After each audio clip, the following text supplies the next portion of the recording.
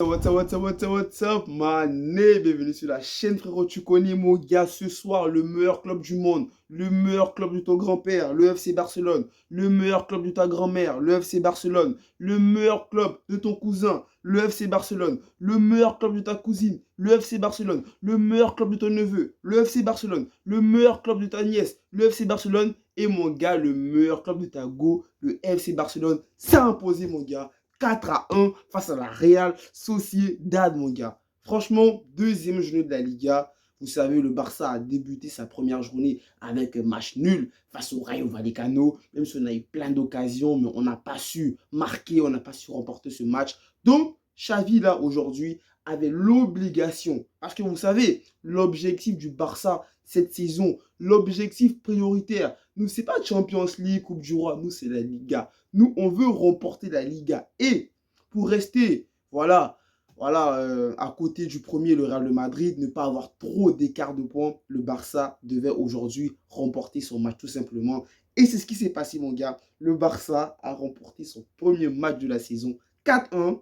Lewandowski a marqué, voilà, ses deux premiers buts en Liga, tout simplement. Voilà, c'était un match très compliqué, les gars, parce que le score ne reflète pas du tout la physionomie de la rencontre. Dans ce match, on a eu beaucoup de choses, on a eu des erreurs, on a eu un Barça qui a montré le même visage que la saison dernière. Franchement, on a eu un Barça aujourd'hui qui a montré en début de match le même visage que la saison dernière.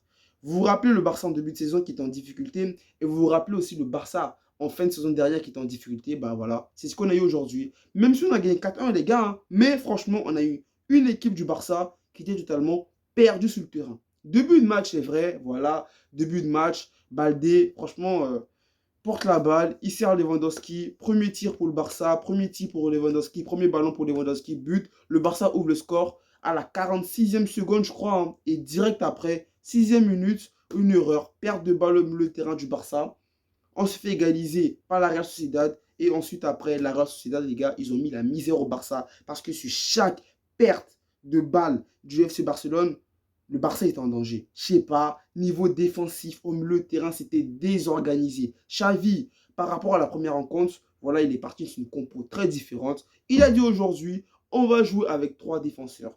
Et les gars, on sait que le Barça, lorsque le Barça joue avec 3 défenseurs, c'est pas du tout rassurant, les gars. Aujourd'hui, Xavi, t'as merdé un peu. Même si, voilà, on va arriver au niveau de la seconde période, les changements qu'il a fait et tout. Mais, pour le début de match, 3 défenseurs, le visage que le Barça a montré en première période, c'est ces difficultés qu'ils ont rencontrées au niveau de l'organisation. Les joueurs, ils étaient perdus sur le terrain, les gars. Ils ne savaient même pas où se placer.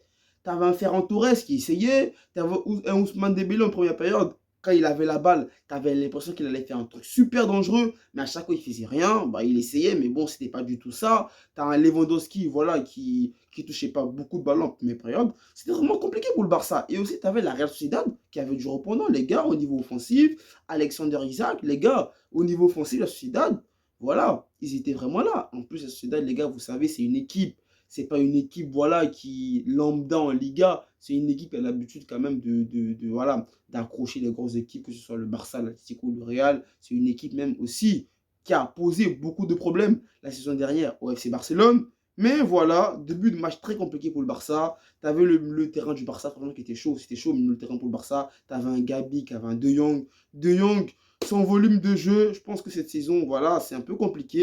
Je ne sais pas s'il a toujours, c'est toujours à cause des départs, des rumeurs de transfert, comme quoi il doit partir du Barça, comme quoi il doit rester et tout ça, que ça les perturbe un tout petit peu. Au niveau du milieu de terrain, c'était un peu compliqué pour Frenkie de Jong. Aussi pour Gabi. Gabi aussi, c'était un peu compliqué. Pedri aussi. Mais en général, au niveau du milieu de terrain du Barça en première période, c'était compliqué. La Sociedad, il gérait bien le match. La Sociedad, il gérait bien les sorties de balle. Tu as eu aussi un grand Ter Stegen, les gars. Franchement, un Ter Stegen aujourd'hui. Franchement, c'est Ter Stegen, mon gars. Il ne te sort pas le match qu'il a sorti là. À la fin du match, c'est pas le même visage qu'on a. Hein. C'est pas le visage, voilà, le Barça qui a gagné 4-1. Le Barça, voilà, transfert Lewandowski, Rafinha, tout ce que tu veux. Là, on serait en train de parler d'un Barça qui a perdu. Parce que là, mon gars, Ter Stegen, en première période, le mec qui tient la baraque.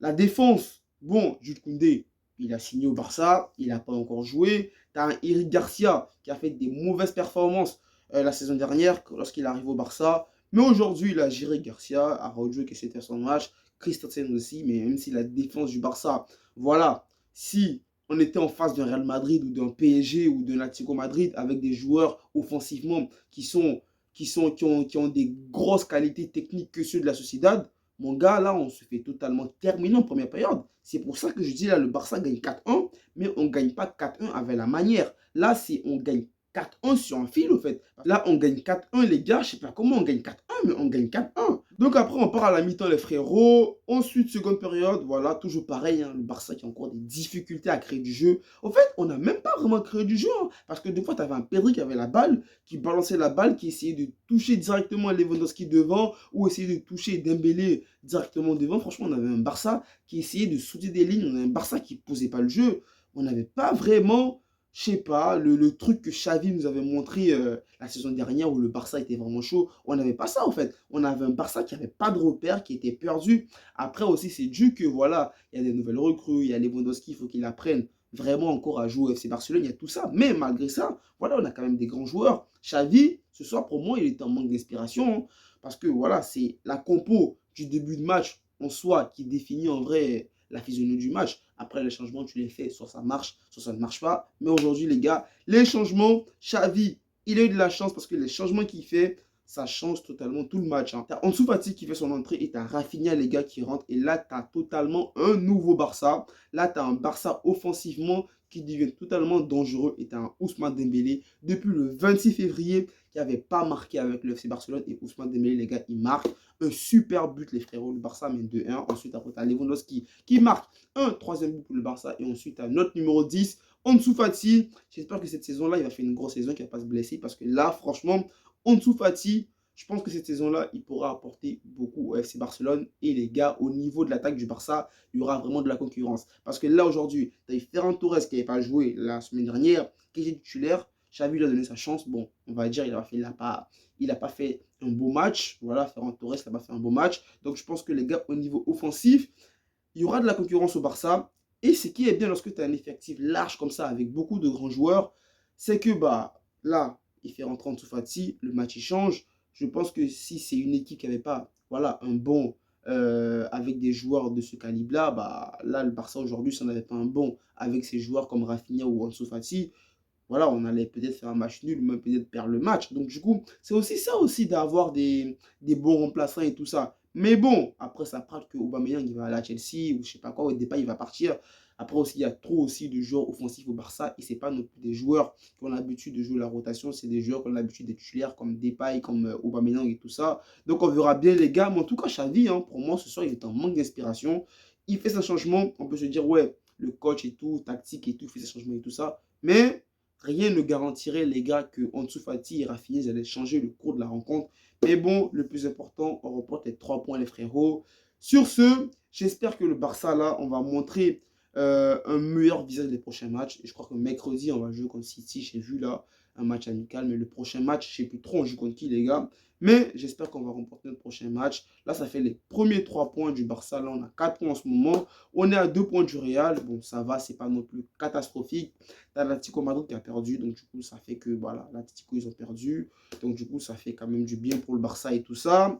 Et aussi, les amis, je voulais dire quoi? Je voulais dire aussi que, franchement, et aussi Xavi, il faudrait que, voilà, la semaine prochaine, ou pour le prochain match de Liga, il faudrait qu'on ait du jeu, quoi. Il faudrait qu'on ait un Barça qui propose beaucoup de choses. Et aussi au milieu de terrain, il y a des changements qu'il va falloir faire. Il y a des joueurs que Xavi doivent donner sa chance, au fait.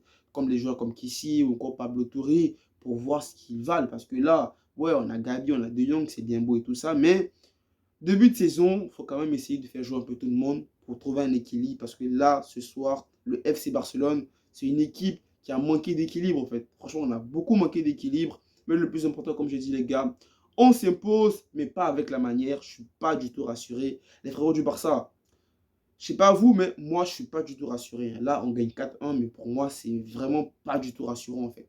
Là, comme j'ai dit, si on avait affronté une grosse équipe là, Real, City et tout ça là, ce soir, on parlait, on allait prendre une grosse valise. Ter Stegen, pour moi, les gars, homme du match, il était monstrueux. C'est vrai que Lewandowski, il a marqué et tout, mais pour moi, les gars, Ter Stegen, c'est l'homme du match. S'il ne fait pas ses erreurs qu'il a fait en première période, pour moi, les gars, on perd ce match. Donc, les frérots, c'est tout.